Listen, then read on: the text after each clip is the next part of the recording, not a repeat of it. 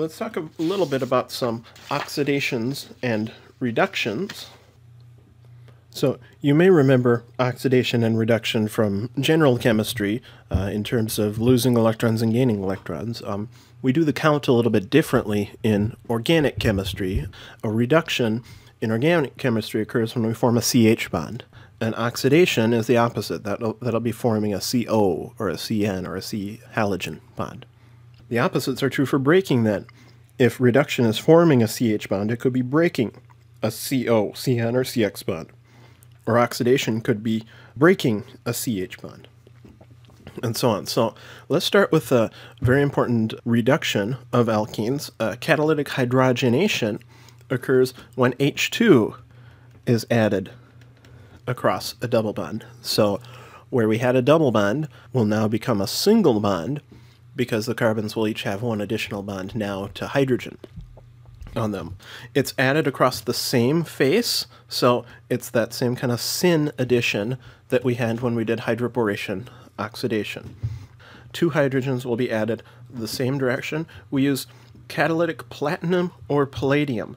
So the reagent will look something like this. It'll be H2, because we need one equivalent of hydrogen for every one double bond we're breaking, and then as a catalyst, something like PD, and then either one of these we do /C, which means it's just on carbon.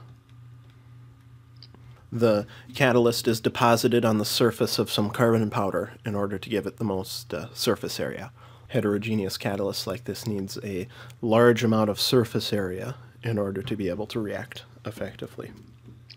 So let's take a look at how this works. There is no arrow pushing mechanism for this. Catalytic processes involving metals like this often don't have an arrow pushing mechanism, but what we can imagine is that on the surface of this metal catalyst, hydrogen H2 molecules become bound to the surface. The hydrogens are absorbed onto the surface of this catalyst, and then when an alkene approaches, it's able to be bound to the surface of the catalyst too. So the catalyst transfers one of those bound hydrogens onto the alkene. It does it one at a time, but since the alkene was still bound to the surface of this catalyst, the two new hydrogens have to be added from the same direction.